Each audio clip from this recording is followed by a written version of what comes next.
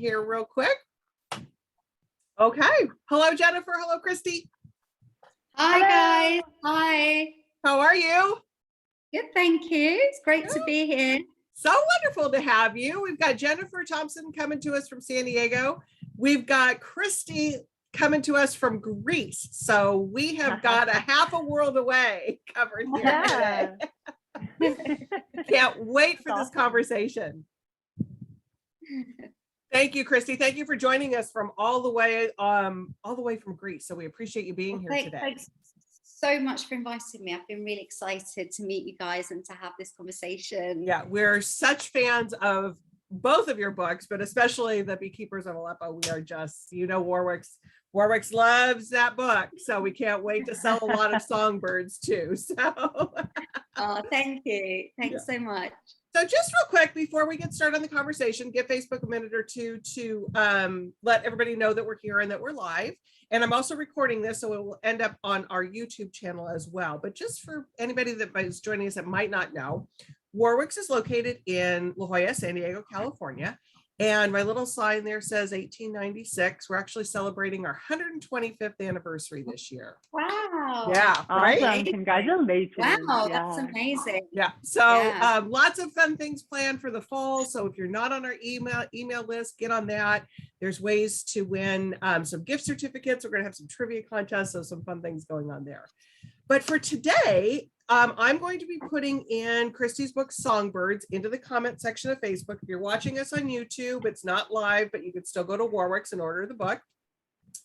You'll easily be able to click on that and choose it to, you can have a couple choices. You can choose it to be shipped to you, but also there it is. There's that beautiful cover. But also if you are in the San Diego area and you'd like to come by the store, we'd love to see you. There's lots of great things to look at the store. And so you can still click on it to buy it today. Just pick that you want to pick it up at the store so you can come by and see us there. I'm going to also be in the background kind of talking with you on the comments because Jeniffer and Christy are going to talk for about 35-ish minutes. And then we're going to bring in questions to the conversation after they're done talking. So don't be shy and put some questions into that comment section. We always love to have those comments and questions too. So with that, I think I've given Facebook enough time to let everybody know that we're here. So I'm going to introduce Jeniffer and then she will introduce Christy. So Jeniffer Thompson, hello, Jeniffer. They just got done, what is it, a week or so ago with the San Diego Writers Festival. So that was a huge undertaking. So yes, congratulations on that. We've had 10,000 people view our event. It's pretty incredible. Wow. Amazing. Congratulations on that. It was really fun to be a part of that. So on top of that, Jeniffer is a personal branding expert, digital marketing strategist, and host of the Premise podcast. And this will actually be on the Premise podcast probably in a couple of weeks, I'm assuming, is when this conversation will be on there as well. She's an author and speaker who delivers strategy-rich content and actionable tools that educate and empower authors. She and her husband, Chad, co-founded Monkey See Media in 2004 and have been creating award-winning book cover designs and author websites ever since. Jeniffer is a co-founder of the San Diego Writers Festival, like I just mentioned. She serves on the board of the San Diego Memoir Writers Association and is currently working on her own coming-of-age memoir. With that, Jeniffer and Christy, have a great conversation. See you in a little bit. Thank you, Julie. Thank you so much. All right, Christy, thank you so much for joining me to talk about this beautiful, beautiful book. I am in love with it. It's just stunning. So congratulations. I know. Oh, thank you so much. Thank you. I can't imagine coming off of such a huge success as The Beekeeper of Aleppo, and then, you know, having your sophomore book essentially come out and like, I hope people like it as much, but I'm just, oh, it's so beautiful. I love it. I'm going to introduce you. It's always nerve-wracking, isn't it? I bet it is. Yeah. When you were done with it, before I introduce you, when you finished the book and it was finally ready, did you say to yourself, yeah, this is it. This is a good book? Or did you say, oh my God, I hope people like it? I know, it was the second version. Oh, the second one. Really? I don't remember ever having that kind of feeling after I write. I always get nervous. Every time someone new is going to read it, I knew once I finished it that I was going to hand it over to my agent, and my publishers had seen little bits of it as I was writing, but I knew that they were going to finally get the final version, and I was just, I feel like I held my breath the whole time while I was waiting for them to read it. Yeah. Oh my gosh.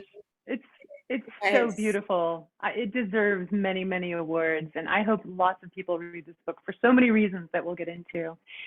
So, Christy, you were brought up in London, North London, I believe, and Lefteri. Am I saying your name right? Christy Lefteri. Yeah, that's perfect. Yeah. Okay. And you were the child of Cypriot refugees. Is it Cypriot? Okay. Cypriot. She holds My parents are from Cyprus. Yeah. Yes. And this book takes place in Cyprus. So that's kind of a cool little tie-in. Yeah. Christy holds a PhD in creative writing from Brunel University, where she is now a lecturer. Her previous novel, the international bestseller, The Beekeeper of Aleppo, won the Aspen Words Literary Prize and was the runner-up for the Dayton Literary Peace Prize. She is also the author of A Watermelon, a Fish, and a Bible, which was longlisted for the Impact Dublin Literary Award. So forgive me, this is your third book. It's my third. But strangely, sometimes it feels like my second, because with A Watermelon, a Fish, and a Bible, I wrote it so long ago, or what feels like so long ago to me, that I then kind of see A Watermelon, a Fish, and a Bible as being sort of part of a different life, almost. And I wrote that God, I mean, I was really young when I wrote that. I'm 41 now. And I wrote that while I was doing my PhD. So I think I was about 27, 28 when I was writing that. We are quite different, aren't we, in our 20s and our 40s? Definitely, yeah. So I feel see the world differently. A lifetime ago, exactly. So that's why when people say, and I just forget sometimes to mention watermelon, and then I think, yeah, there's that one too. Yeah. Well, I want to read that one as well. I want to read everything you write. This book, Songbirds. I mean, I'd like to start out by saying, like, I'm a huge fan of birds. I'm a total birder. I feel a connection to birds. And when I saw the cover and I saw the net, I was like, uh-oh. Yeah, exactly. Yeah. What's gonna happen? But this book is so beautiful, it's so compassionate and so lovely. I appreciated your author's note at the end of the book, and I'd like to start there if we can. I wasn't surprised to hear that this was based on real events.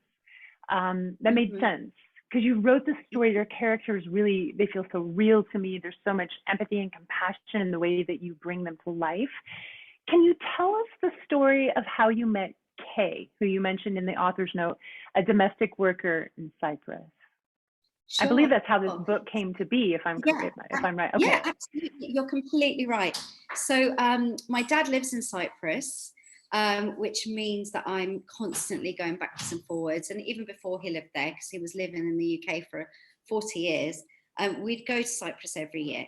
So I got to know the island really, really well, even though I wasn't born there and it's not where I live.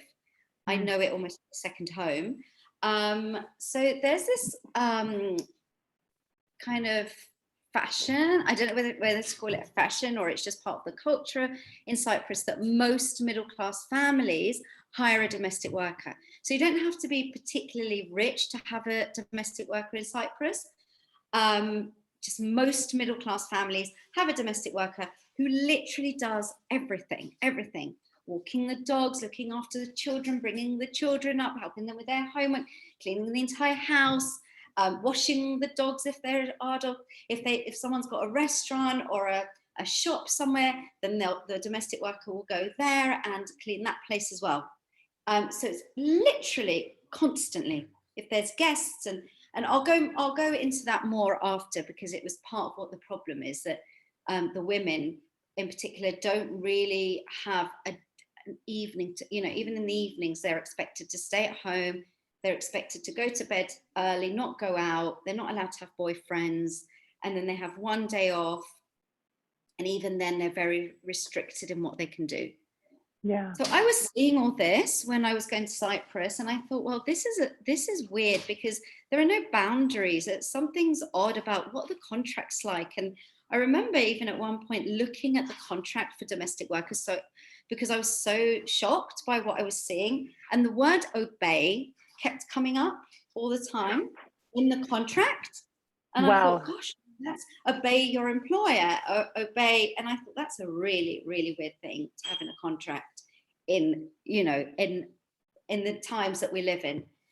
Anyway, so I'll tell you about Kay. Her name's Manaka. I said Kay. I don't want to kind of just write her name in the book. I met her. I was staying at a particular family member's house, and she was the domestic worker. And when I arrived late one night, I went to bed, woke up in the morning, and Manaka was there, and she was like, Christy, no, madam, can I make you, I'll make you breakfast. And I was like, madam? Who's madam? And then I realized she was calling me madam, and I was like, no, you don't have to make me breakfast. I'll do it. That's absolutely fine. And she insisted, and she made me breakfast. And I just felt really uncomfortable. And so I woke up earlier the next morning and made her breakfast. And we had a bit of a laugh about it, but she did. And then I kept insisting on making her breakfast because she was working all the time. And I remember she said to me one day, and I didn't realize the significance of this. She said, you can make me as many breakfasts as you want. It's not going to change anything. And she sort of laughed like she normally did. And I didn't really realize like the significance of what she was saying at that point. But anyway, we became friends. I was going through a divorce at the time. I was telling her about my life. I learned a lot about her life. So her husband died in a farming accident. She had 2 daughters. One was 2 years old and one was 4 at the time. And without her husband's wages as well, she felt that she could not raise her daughters. So she finally, after a lot of thinking, and we really talked a lot about this, she made the really difficult decision to go to Cyprus and work as a domestic worker and leave her daughters with her mother-in-law, bless you. And when I met her, she hadn't physically seen her daughters for 8 years. So she was mothering them through a screen, and I observed that and saw this beautiful strength that this woman had. And I thought, I kept saying to her, I don't think I'd be able to do it. And she was like, yes, you would do it, and you would cope, and you would. And she just had not only this strength, but this strength to see strength in others. And so I just loved her. She was amazing. And anyway, every year I'd go back and she was there, and, we just had this ongoing friendship. And I saw her daughters year after year, how they grew up on, through the screen. On the tablet. Yeah. And that she still hadn't seen them, and hugged them and touched them and held them and, and anyway, so one day a friend of mine sent me an article about some 5 domestic workers and 2 children that had gone missing in Cyprus, and the authorities absolutely refused to search for them because they were foreign. And as soon as I heard that, the first thing I thought of was Manaka. I knew it wasn't her that had gone missing, but I thought, what if it had been her? So the police were convinced that these women they were like, oh, they don't care. They don't have any roots. They just run off. They don't care about their employers. They don't care about anything. And I thought, what if people were saying that? What if they were saying that about her? I knew that she would never just get up and leave. She cherished the job that she had because she knew what she wanted to do for her daughters. So I thought, this doesn't sound right. Anyway, so I followed the story and the events what transpired. I won't say too much because we don't want to give it away. Yeah, I don't want to give it away, and I want the readers to discover themselves. But the point is that when I was reading about this, I was really, really angry, but not shocked. And the fact that I wasn't shocked made me angry. And the fact that I got so angry made me want to write about it. So I kept thinking, why am I not shocked? I should be shocked that children, especially. So the fact that there were 2 children that had gone missing too, and nobody searched for them, I was like, why am I not shocked? I should be shocked about this, and yet I'm not. Because imagine 2 children go missing in America or in England and someone not searching, you'd be like, what? Yeah. What? Yeah. Like, yeah. what?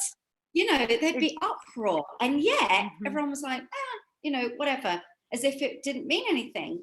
And I just kind of thought, this is crazy. So I went to Cyprus and I met a man called Louis, which is sort of Tony in the story. And he's the head of the human rights organization. And he also owns a cafe where the women, the domestic workers, men as well, come and they meet on Sundays and just hang out together and they have a support network. And if there are domestic workers that are in abusive relationships, then he helps them to find new employers. I'll talk about this more later. It's all up with the agents and the debts that they have. So it's difficult for people to get out. Anyway, so I had a conversation with him and he introduced me to lots of women and I listened to them and heard their stories. Now, these obviously were not the women who went missing, and Menaka was not the woman who went missing. And Nisha in the story is a made-up character, but she's sort of an accumulation of all of the real stories that I heard. Exactly. Yeah. And she's so inspired by Menaka.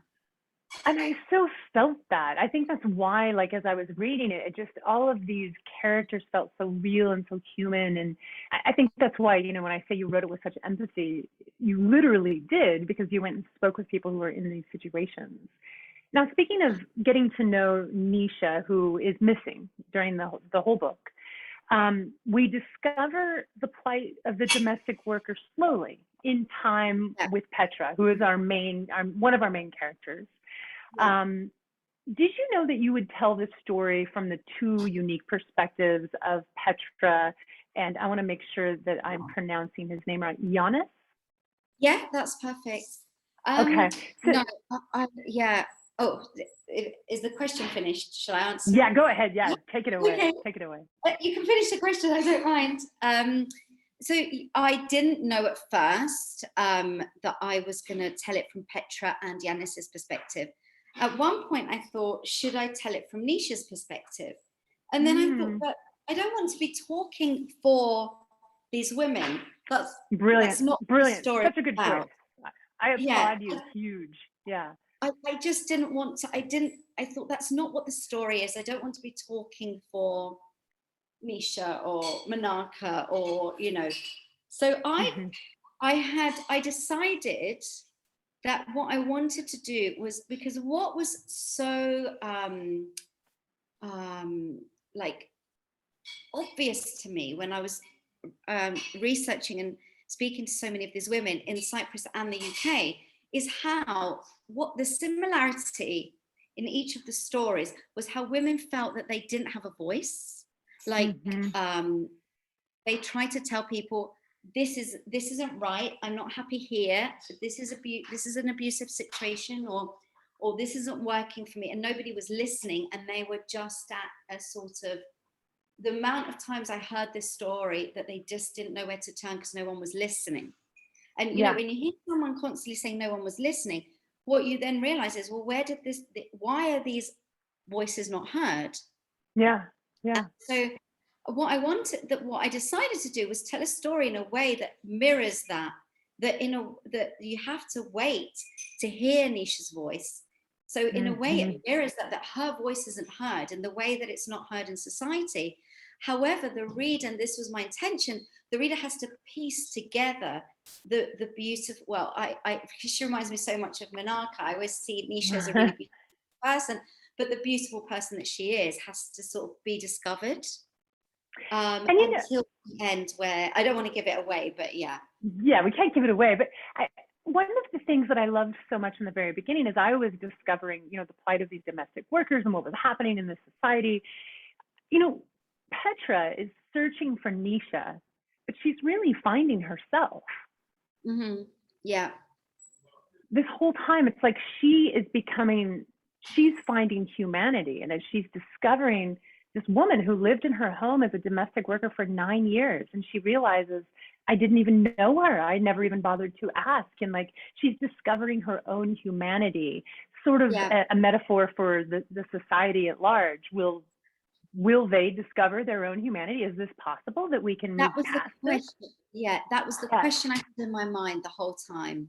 Because after the what was amazing, and if you follow the story, if you have a look on Google to see the actual story, I would recommend after you read the book, the women themselves ended up finding their voices. They were protesting. They were standing in the streets together, united. And it wasn't just domestic workers, but also Cypriot women. So the women stood together and heard each other and found their voices. And I think I saw a huge difference, and I realized what happened was such a loss. And it's always, it's not like, oh, something bad happens and then something good happening will make up for it. But can we at least find a way of finding something good, making it better for other women so that the same thing doesn't happen? And I think that's what, when I spoke to people, I think that's the predominant feeling that I was getting, not from everybody, but that was definitely there. And I wanted to get that across. The thing is, Yanis and Petra more than Yanis, really has to learn. And I think when I was interviewing, because I didn't just interview domestic workers, I also interviewed a lot of the locals. And I think what I understood was that it wasn't necessarily that, in a way, it would have been, how am I going to explain this? It wasn't necessarily that people were overtly racist or meaning to treat these women like second-class citizens. And it was, women weren't intentionally subjugating other women, or making other women into sort of servants or modern day slaves. They didn't see, it's almost like it became a habit. Well, I think that you did a habit. Yeah, sorry, yeah. Well, I was going to say you did a really, go ahead, I'm sorry. Yeah, no, that's all right. I was going to say, and these habits can become dangerous. And what I wanted to show with Petra was that she was kind of lost in this way of seeing the world and in this way of being, where Nisha was just an object to her until she loses her. And then it's that realization, which this is the reality. This is what I saw when I was interviewing people and interviewing some of the locals. That was the thing. It was like, sometimes it takes something really bad to happen before eyes are opened. But does that bad thing need to happen before people learn? Unfortunately, so yeah. But sorry, what were you going to ask me? Well, I was just going to mention, you did a really good job of making everyone in the book seem very human. I mean, to your point of how we dehumanize others so that we can treat them poorly, I mean, this goes back to the history of mankind, right? But even Seraphim, who is one of our, antagonists, you still wanted to make him good. You didn't make him all bad. And I imagine that that's partly who you are as a person. Like, you still see a little bit of good, even amongst the worst. Is that true? It is. And I think I do it too much sometimes. And there's a few times where that particular thing, which can be an asset, has got me into trouble. So yes, I tend to do that. I tend to be able to see the good in someone. And I very rarely think, although there are some people that I can, in history, if we, I very rarely think that anyone's purely evil. So Seraphim is he has his, he's a human being. He has his flaws. He has his weaknesses, but he has some warmth and I think, yes, I do in everyday life. I do that. I thought you did a really nice job of, the voice that belongs to the men, those characters, creating those very unique masculine characters. I want to go back to something that you said about these women finding their voices. There was a scene in the book that Aliki and Nisha, they're on a bus and they're playing I Spy, a game where you spy something and you describe it and the other person has to guess what it is. And the little, and to let our listeners know, Aliki is the child who is the daughter of Petra that Nisha's taking care of. And she's really like her mother. She's come to be kind of a mother figure. And there's this moment where Aliki's describing Nisha. And Aliki's surprised, and how could you not know it was you? And Nisha says, I can't see me. And Aliki says, why? I see you. Isn't it funny that you saw everything but yourself? And I had to stop and sit down and let that sit with me. I was like, oh my God, like was that intentional, that moment where Aliki, you know, the young 9-year-old girl sees everything so clearly, but even Nisha isn't seeing herself, just like everyone in society is not seeing her. Yeah, because when I spoke to a lot of these women, sometimes people would say to me, I just feel lost. I feel like I've forgotten who I am. Because they're leaving everything behind, like their families, their homes, their country, you know, so I think the stories that I heard in the UK, I sat in on some interviews where women, it was a place called Voice for Domestic Workers, and women were being interviewed, and I sat in and listened to the interviews, and often women were like, how do you know, I heard stories where women would question, how do you hold on to who you are when you feel like you're owned by somebody, and where your family, everything you've ever known is so far away, and yet you cannot go back. So there is that sense. And I think that's what was on my mind when I was writing that bit. Yeah. Yeah. And I wonder, like, when you write something like that, do you write it and then later say, oh, wow. You know, it's almost like our subconscious brings these things about that we're thinking and we're feeling. I felt it deeply. And I felt it throughout the entire book. The metaphor of the songbirds, you know, these migratory birds that are, I think it's not giving too much away to say that, you know, they were being poached. Was such a beautiful metaphor for what was happening to what is happening to these domestic workers, who there's a disregard for them as humans. It was so heart-wrenching, but it was just the perfect way to bring us along in the story. My question is, when did you decide that these songbirds, and this actually happens in Cyprus, when did those two meet in the story for you? I just remember when I was talking to the women and they were telling me how trapped they felt. Like, so they'd often pay money to the agents to take them to Cyprus or whichever country they're going to, because this doesn't just happen in Cyprus. And the money that they pay, the fee would be astronomical. So it was like 10,000 euros. Example. They couldn't pay it back, so they'd be repaying it all the time, which meant that they couldn't go back because they'd have these debts to repay. So once they arrived, they were just stuck. And so when I was hearing about this idea of, you know, I've gone to either find my freedom or to help my family, or lots of reasons why women would choose to migrate for work. So, and yet the more they tried to find freedom in their lives, whether that was to leave their families because they were going to have an arranged marriage and didn't want to, or whether it was because they had to provide for their families, or whether they wanted to become independent women, that ended in entrapment. And it just reminded me of the birds. And then I remember that Christmas, after I'd been to Cyprus, I was at my auntie's house and my cousin was there. And I was telling him about the domestic workers. And I said, you know, when I think about entrapment like that, I think about those. I said to him, do you remember those little songbirds? And he said, my dad used to hunt those. And we ended up that Christmas day sitting around the table, and I had notes and notes. And even my cousin was writing all these notes for me. And I ended up with, like, my other auntie was bringing us all this paper, and I was just writing down everything that I could.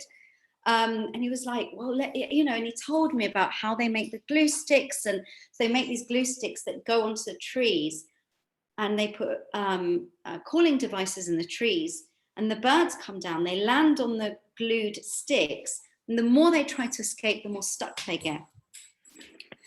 That Now, was so hard for me to read, by the way. I love birds so much, and my heart was just like dying. I was like, oh, it must have been hard for you to write, but go on. because I love animals so much, like so much. I can't even like, I have a dog and I used to have a cat and she was 21 when she died. And my mum used to feed all the birds in the garden and like, I don't know, I just, you know, yesterday a moth flew into the swimming pool and we just all spent ages trying to pull it out so that it wouldn't die because it, you know, and then the wind blew, we got it and the wind blew and it went back in and I just couldn't watch it trying to survive.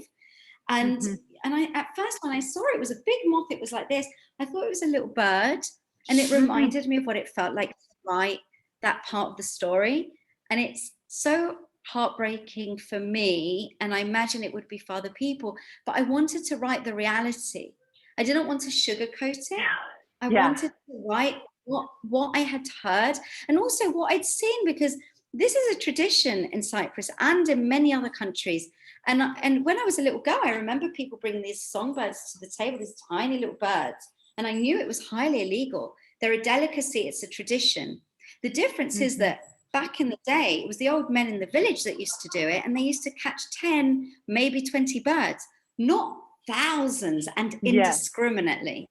You know, because they also, now the professional poachers put up mist nets, and as the birds are migrating from Africa, from Europe to Africa, they land in Cyprus to pause, to rest, and they just fall into, you know, they just fly into the nets that are in the sky. Well, to them, they look like they're in the sky because they go out in boats and stretch the nets out across. And, you know, Yannis is entangled in this himself. He's got into it and he doesn't know how to get out. It's like becoming a drug dealer and wanting to escape that world and not being able to. It's a bit like that. And it was so similar to what the domestic workers, like you said, in order for them to buy their way out, I mean, it was impossible. It was never going to happen for them. You know, it's indentured servitude. And, you know, I wonder sometimes, like, if you did this on purpose, like, sometimes we have more feelings for animals than we do for humans.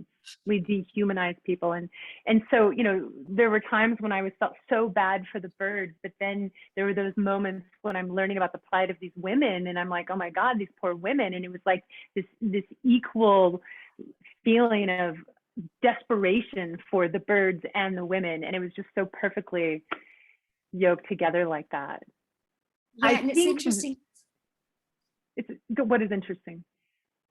Oh, no, you go. I'll say after. I was going to say something about what comes up in the reviews about when people say I could, you know, the bird bits just broke my heart. Broke my heart. I find that interesting that comes up because a similar thing is happening to the domestic workers, but somehow, I don't know what it is. It's almost like the birds go under a magnifying glass. And I wasn't really expecting that, but there's something that's happened there with I don't know if it's just more more, I don't know. There's something there that I found interesting that people tend to pick up on that more.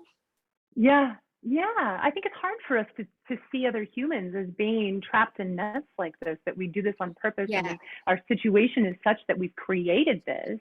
We've dehumanized them. And, you know, just the neighborhood people, as Petra started to see how these workers were being treated and how the long hours and that they weren't allowed to leave or have relationships. And she's realizing, I did this too. How could I not see it? Yeah.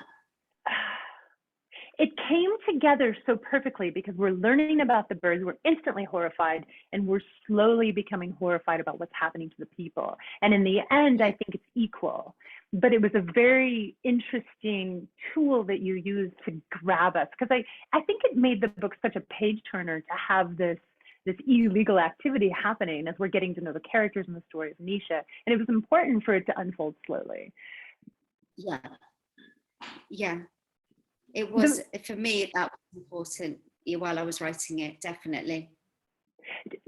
I wanted to ask you, do you think, you know, this is a fiction book, but it's based on truth? I mean, these are all real things that are happening in the world.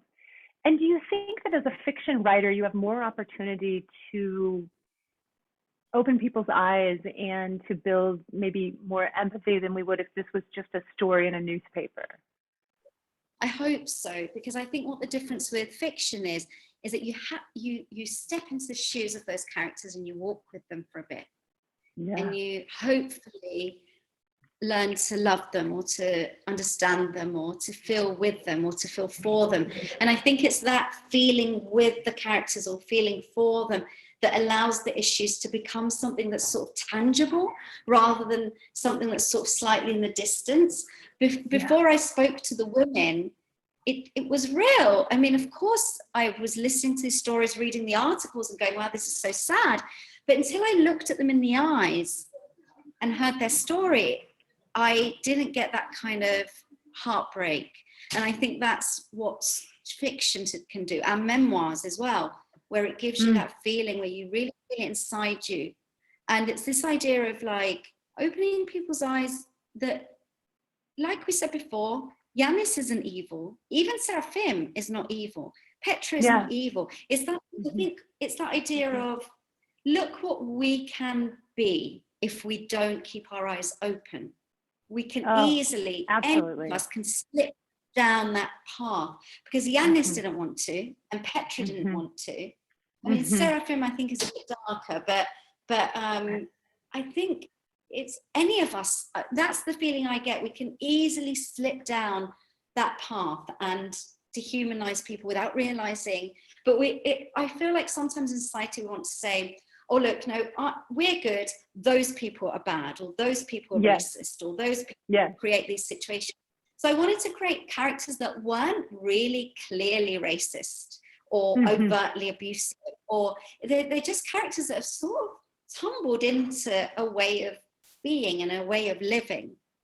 And I think that's the message really that I wanted to get across, that all of us have a responsibility to try and keep our eyes open, because we can go down that road without realizing, and it doesn't mean we're bad people, but life sometimes just takes us there. Yeah. I mean, it's just so brilliantly written, because I love the characters. The story is incredible. It's important. I mean, this is an important story that everyone needs to know that this is happening. And not, as you said, not just in Cyprus, but we have domestic workers in America who are under very similar contracts. I mean, it happens here in the United States as well, all over the world. Yeah. And how can we stop this? But back to your book. It's so beautifully written, and I want our readers to know, for those of you who haven't read it and our viewers, this book, I could not put it down. I read it in one night, and I think I finished reading it at 2 a.m. And let me tell you, I love my sleep. So for me to stay up late, I just had to finish it because it was so good, and I fell in love with the characters, and the pacing is just brilliant. The metaphors are so good; they can be even subtle, but yet you walk away with this feeling of, I loved the book. I loved the characters. In the end, you give Nisha a voice. You did this very subtly.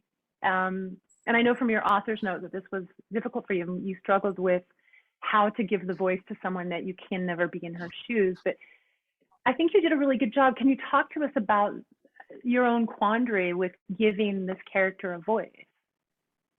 Yeah, because I didn't want to, like, I'd heard these women's stories, and I thought, I hope that one day they can write down their own stories and tell their own, or maybe not write, tell their own stories, you know? It does not everything have to be written down. And I thought, I don't want to be the one to tell that story. I have another story to tell, which is one that I understand, which is about people that can slip down those paths. Yeah. So, but I kept having, throughout the whole thing, because I had all these stories, I had those stories in my mind. And because I understood what it meant for Manaka, for example, to not be with her daughters, and because I'd heard her speak to her daughters, I always had her voice in my head.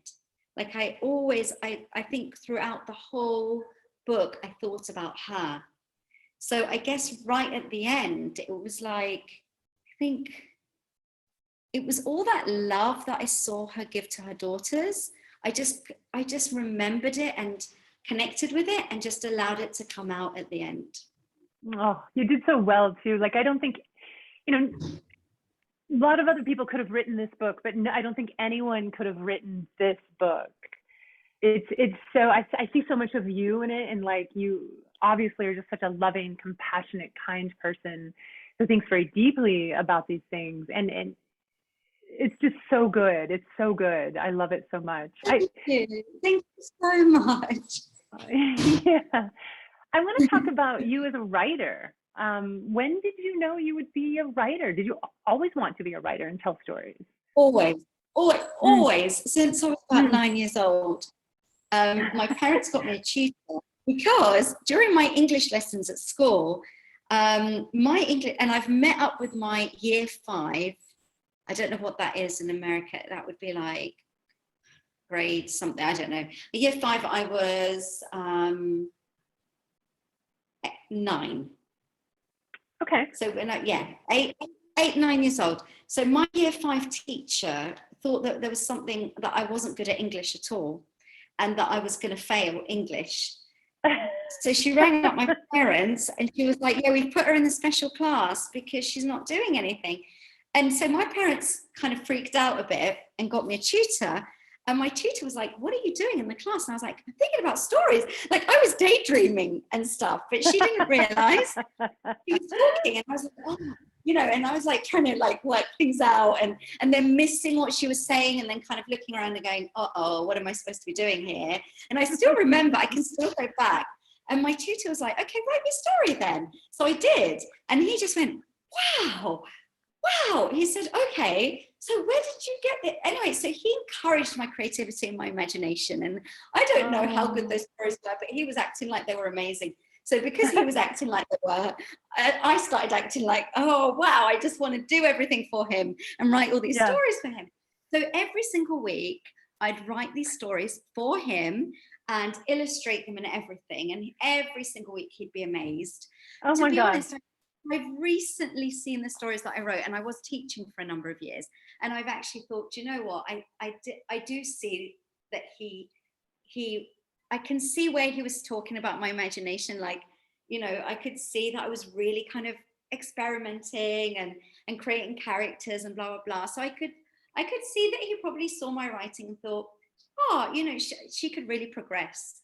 And so he encouraged that and he helped me to grow. And he said to me, do you know what? One day he said, you're going to be a writer and you're going to do a PhD. You're going to write novels. And he was right. He was right. He was right. I don't know if I got it in my head and did it, or if he, I don't know. I want to meet him one day so I can ask. Right? Yeah, it doesn't matter. I was going to ask you. Can you track him down and talk to him? I mean, he's got to know that you're out. Maybe he doesn't remember. I can, but he happens to be the husband of a friend of my dad's, and they had such a bad breakup that now no one is talking to him. Oh, no.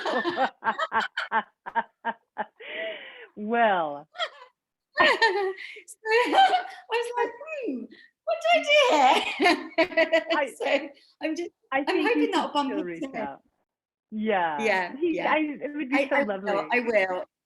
Yeah, he was an amazing teacher. We used to read all these comprehensions, and I didn't just like writing, I loved reading. And I always say to my students, because I've taught little ones, I've taught at secondary school, high school, and I've been teaching at university for years. And no matter how old the student is, I say to them, if you want to be a good writer, you have to read.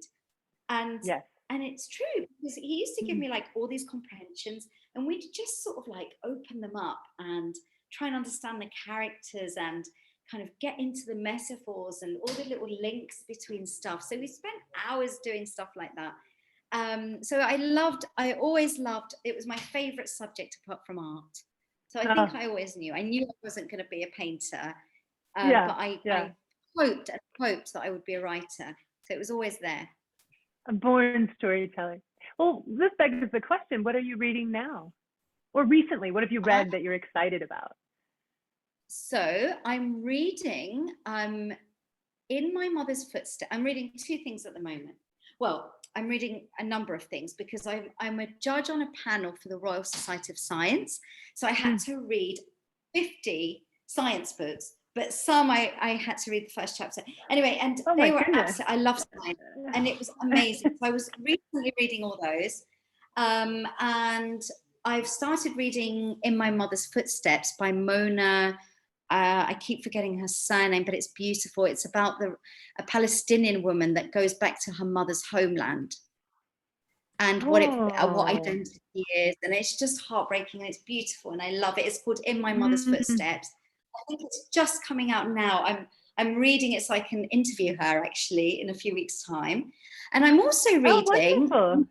Yeah, exactly. So I'm really excited about that. And I'm also reading Milkman by Anna Burns, the one that was shortlisted for the Booker Prize a few years ago. And I'd never read it. And so I'm sort of reading both of those at the same time. I do one at the beach and then one in the evening. Do you always read more than one book at a time? No, not always, but I've had to lately. I tend to just because there's so much to read. So. But then a book like this comes along and everything else just gets pushed to the side and I immerse myself and just become one with the book. So good. Aww. So good. Thank you for writing this book. Thank you for this conversation and just for your beautiful smile. Like you're just such an inspiration to me. Oh, thank you. Thank you. You're making me blush. Thank you so much. Your questions were absolutely amazing. I've loved talking to you. Oh, this was a fantastic conversation. Thank you, Jeniffer, and thank you, Christy. Like you said, Jeniffer, Christy, you just exude this beauty and warmth and just everything. And your writing tackles these such hard subjects that does it just like tear your heart apart when you're writing these? You're gonna make me cry. You're making me teary. But it must just do you have to like go and decompress as you write these stories? Yeah, I do, because I always get really upset. It was same with the beekeeper, same with this one. Right. And I just have to like sometimes. Yeah. Mm-hmm. Which begs the question. Mm-hmm. I know this is just out and I hate asking this, but all of our listeners always want to know, are you working on something new? Well, I'm trying because one of the reasons I came to Greece and I made this decision, I don't know if you guys have seen the news with what's going on in Greece with all the fires and everything. So one of the reasons I came here was because I wanted to go to Muddy where the fire was. And Muddy is the town just outside of Athens where the fire happened 2 years ago. And I wanted to, I'm really interested in writing about climate change and the environment. It's been in my heart for so long and it's just been there and I haven't been able to kind of get rid of the feeling. It's just grown and it's like, my heart's bursting to write something. And I wanted to go and research the fires in Muddy and just start with the local community and see where it took me. How did these fires affect the wildlife, the animals, what happened to the people, the losses that they experienced? And so I booked this trip partly to see my friends and everything, but also partly to do this research. And then all these fires started. So now it's become dangerous to go anywhere. Oh, yeah. So I don't know what I'm going to do. I don't know what I'm going to do. And plus it's so raw. It's so raw. Right. So, I've spoken to people and they're saying the people in Muddy right now watching the other people leaving their homes. I don't know. You can read up, just in case for the audience, if they haven't read up on what's happened in Evia, half of the island in the last few weeks completely burned down. Oh. And and they were evacuating. All the boats were evacuating and everything, right? Yeah. And so people in Muddy are watching all this and are horrified and reliving all their memories. And I'm really struggling to kind of figure out what would be sensitive. I want to be sensitive and not. So I'm in that process of trying to figure out what I'm going to do. Do I wait? Do I hold back? Or do I try and speak to people now when the emotion is raw and say to them, I want to try my best to understand and to learn and to feel And, you know, I don't know. I haven't made that decision yet. So I'm in that kind of, That's a tough one, because part of, there are probably people who will want to, like, it's urgent. We need to talk about it. We need to have. So there could be that faction of people that want to talk to you. You know, that's a tough one. I agree with you, Julie. I think the story is so important. Not enough people are tackling or telling the story. And people who are living it are going to feel it even more acutely. Get this out there. People, you know, it's only we can make the change, right? And it's almost too late. There's no time. We don't have time left to think about it anymore. Or argue about it. It's starting to feel like an apocalypse in some way. It's totally. So frightening. It's happening in so many places. And you know what? I saw an image the other day, and you know, when we were talking about animals and our love for animals, this is a thing that just popped into my head. But I saw an image, some people, friends of mine on Facebook, that had taken pictures in Greece, and there was this dog that had just run out the fight, and he was hugging a man. He was hugging the man. Oh, and I just want to cry thinking about it, because those are animals. They don't understand what's going on, and they have not contributed to this. Not one bit. Not one bit. This is all one little bit. This is the koalas in Australia. I saw a picture of a koala that had been burned, and a man took him out of a tree and say, Okay, we need to end up on a happier note. Yes, that is I've true. made everyone sad. Oh gosh. Sorry. No. It's reality though, and it is one of those things that we need writers like you though to bring that in the way that you write so beautifully, to bring that to light for all of us too. So I hope that you're able to bring that book to us in the near future. I do want to say something about a positive note. So a lot of times when people tell me, oh, this book will break your heart, and I'm like, why would I want my heart broken? Like, why would I want to read that, right? Well, that may be true about this. This book made me feel hopeful, and it made me feel love, and the characters were just so, the way they opened up and became, their humanity was so good. So this is not a heartbreaking book. This is a lovely book that I know readers will enjoy. I'm going to recommend it to everyone. Well, and I think that the thing, Jennifer, that you talk about too, is that we have to have that though to build that empathy, you know, and you have to have, and it has to be brought out so that we can build that bridge to the empathy for what's happening. That's right. Yeah, that's right. And the thing is, there is, like, going on from what you're both saying, like, there is so much love in the book, because it's the love between a mother and a child, and not just Nisha and her daughter back home, but also Nisha and Aligi, the little girl that she's bringing up, who is absolutely in love with her, you know. And I've seen this with my own eyes, and these children just love their nannies as if they're their mothers, you know. They're completely, you know, and I wanted Aligi to be completely in love with Nisha. She is. And it's also a love story between Yanis and Nisha, because Yanis and Nisha, in spite of the fact that Nisha's not allowed to have a relationship, she's having a relationship with Yanis, and he is willing to give up everything for her because he sees her real beauty. He actually sees it, but somehow she sort of slips through his fingers, but he sees it. He's also completely in love with her. So most people that meet Nisha in the book love her and see the beauty, her beauty, apart from Petra, who cannot see and has to learn what that meant to Yanis and what that meant to Aligi as well. So it's essentially a love story as well. It is a total love story, and Yanis becomes a better person too. And I think in some ways he learns to love himself. Yes, because there's a lot in there. There's kind of little allusions to the war, the division of the island, colonialism, which is something that Sri Lanka, Nisha's from Sri Lanka and Cyprus have in common, and the fact that Yanis's dad would let him run free in the fields when he was a boy, but when Yanis's dad returns from the war, Yanis describes him as having blood in his eyes. And I mean, and his dad changes after that, and he closes the windows and he locks him in, and it's sort of that contributes to the man that he becomes, because he wants him to study all the time.